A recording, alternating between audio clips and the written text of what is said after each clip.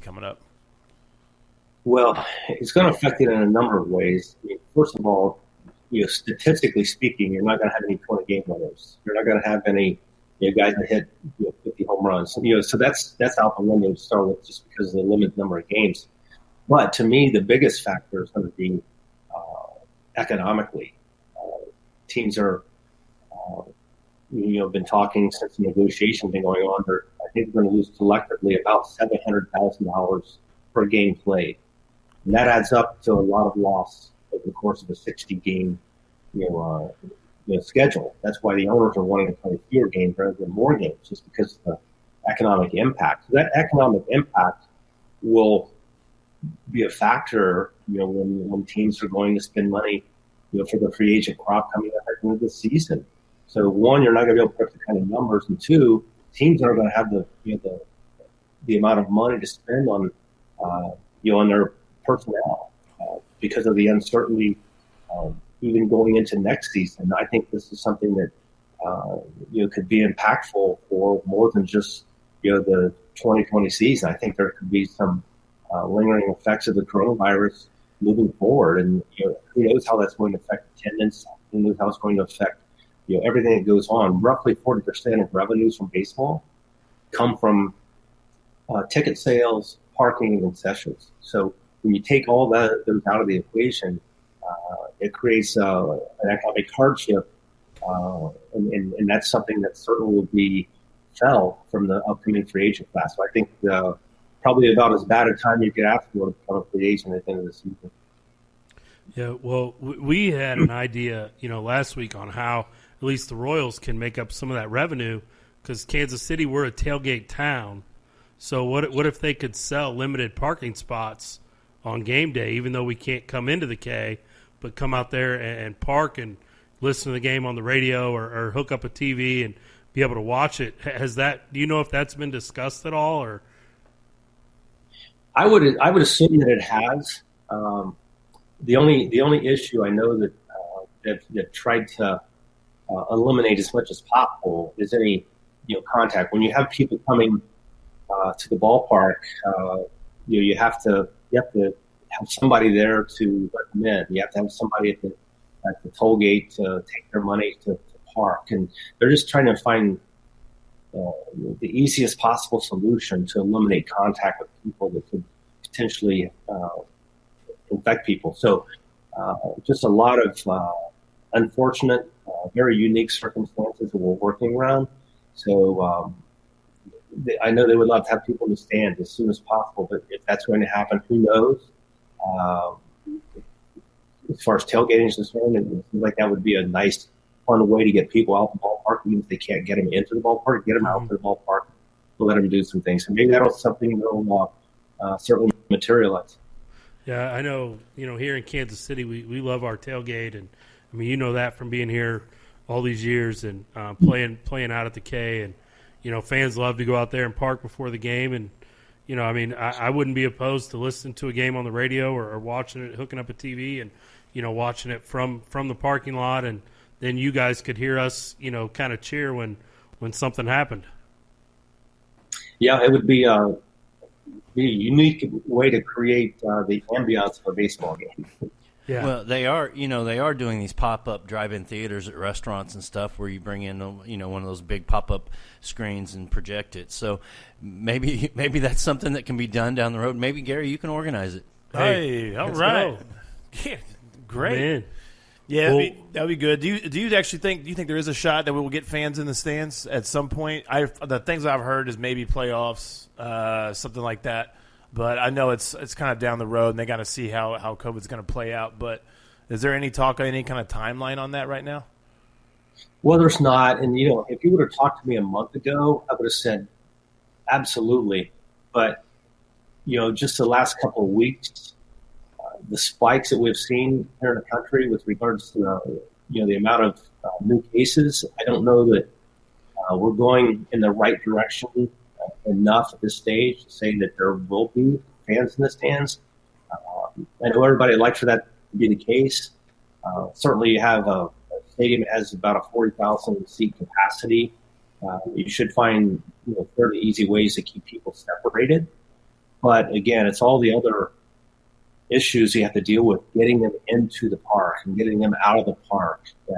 That's where it becomes a challenge as far as the social distancing is concerned. Even if you have 8 or 10,000 people at the ballpark, you still have to deal with a lot of those issues. And I just don't know if anybody's comfortable that we're in a position to take that on at this stage. That's true. I guess you still have to worry about, do you serve concessions? How many of the restrooms do you open up? All that stuff. So yeah, it'd be kind of crazy. I know we keep asking questions about that just because we're pumped and we want to go out there, but we got to do it in a safe way. So, everybody kind of understands that. So hopefully the way it plays out, hopefully we do get playoff baseball here. That'd be great. Yeah. But hopefully the way it plays out, eventually we can get that. But like you said, we gotta see cases start going down before we even talk about doing that. So we'll see how all that plays out. But hopefully we can get in there.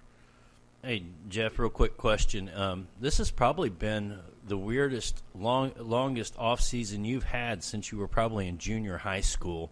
You played ball all through high school, college. I don't know if you did summer wood bat, but this has probably been the most time you've spent with your wife, which I know you've been with since you were at Marshall, if I'm correct, in years. Yeah, and it's again, it kind of reminds me a little bit of the prolonged strike of 94, 95, where things are unusual. You're out of your element. But this one's been obviously extended because I did go to spring training this year. I went on a Wednesday. I came home on a Friday. Thursday was the day that they postponed spring training camp. But yeah, you're right. It's been a long time since going out to at least Kauffman Stadium and watching a baseball game. For me, my first year here was 1988, and I know I've never gone this long without watching a baseball game at the K. So I'm excited to get back out there. I think everybody who remotely likes baseball or any kind of sports looking for opportunities to see some live baseball, some live programming. I know that had the Blue Jays stuff on from the '85 Championship Series, just the other day, and people talked a little bit about that. And but still, it's what the outcome is. You know how things are going to turn out. And that's right.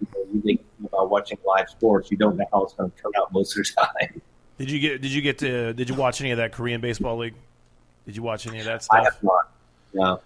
I know. I put a little bit on. That was funny. You were talking about because what the K's doing, you can buy a cardboard cutout, put it in the stands, for $40, something like that. I think Koreans I saw they were doing. They had stuffed animals like all over the back. So it's just kind of weird stuff. The way they're trying to create kind of like fake fans in the stands or something like that. I know Premier League soccer's they pump in crowd noise. So whatever they're playing, they pump in noise depending on what's going on. Which I'd hate to be the guy to have to operate that thing because you want to hit the wrong button or whatever. But as far as a cardboard cutout thing goes, do you know so if I buy one, do I get to choose where my picture is, or how does that work? Is it first come first serve? Because I want to be behind. I want to be on the camera. I think it's first come first serve. I know they offer the opportunity for the season ticket holders. I know they've asked. As a Royal, they've asked us if we would have an interest in having our family members part of that. I don't know exactly who's going to have final say on where they get put out, but talking to the crowd noise, I'm pretty sure that at the stadiums they're going to be pumping in some crowd noise. I know on our broadcast we are not going to be pumping in any crowd noise, so kind of what you hear is what you get. I mentioned there might be some language that tell everybody to censor themselves. A little disclaimer at the early part of the broadcast saying, "Hey, we apologize if you hear anything you shouldn't hear." Yeah. Now, are you guys broadcasting the kind of not inter squad, but the scrimmages against the Astros next week that are from the K? Yeah, they're all three going to be broadcast on Fox Sports Kansas City. I think Tuesday is a night game, Wednesday day game, and Thursday day game, I think, as well. So, yeah, we're gonna we'll give it a shot and see. It's going to be a little bit of a kind of a learning curve for us. It'll be an exhibition for us as well as far as figuring out how the broadcast is going to go. And we'll be broadcasting from Kauffman Stadium, home games and road games. Home games we'll be doing from watching on the field, road games from the monitor. So opening up, in Cleveland next Friday, it'll be certainly learning on the fly on how to do it. But we are going to do that Cardinals game next Wednesday from St. Louis. So that'll be our kind of our tryout, so to speak, as far as how this broadcast goes, doing it from a monitor. Well, I know as soon as I saw those games were announced, and now that I know they're going to be on TV, I know I'll be watching because I'm starving for some live sports, and I'm ready to watch the Royals play. I think almost any team has a chance of having some pretty good ratings on their television or radio broadcast coming up here. Yeah. People are starving for this type of action. My hope is that we don't get to a state during the course of the season where they have to call things off. I mean, I really hope that they've made every effort to get this thing going. And my hope is that they're able to pull it off and get through the postseason without any glitches, from a pandemic situation. Well, Jeff, I saw a report the Big 12 put out. For instance, this scenario happens. If we have to have a bye, if there is, say, the quarterbacks get COVID, do you play without a quarterback? Well, that happened for the Royals. The catchers got COVID. How are they recovering? And in that, I bet you think about it when catchers are going to spend a lot of time around each other. Quarterbacks are going to spend a lot of time around each other. So those scenarios, when I saw that Big 12 article on that, I'm like, really? And then you start thinking about it. Well, where's Andy Reid hanging out every day with the quarterbacks?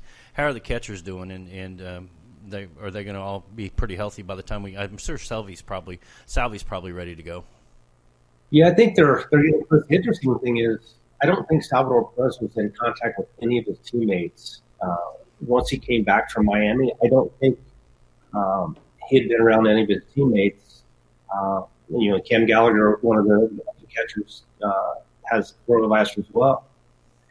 But like Mavis Valore, he's not coronavirus. He's got some other injury that's been undisclosed. So I don't know that it's something that just spread around the catchers, but it's coincidental that your 3 40-man roster of catchers are right now on the injured list. And you're right. I think Salvador Perez, probably timing-wise, it's good that he was positive early on, which should hopefully give him a chance to recover and hopefully in the next few days start working back into the flow. I know one thing that's restrictive when you are infected with the virus is you can't work out at your normal rate. They have to, they want you to keep your heart rate down. They don't want you doing things exertion-wise.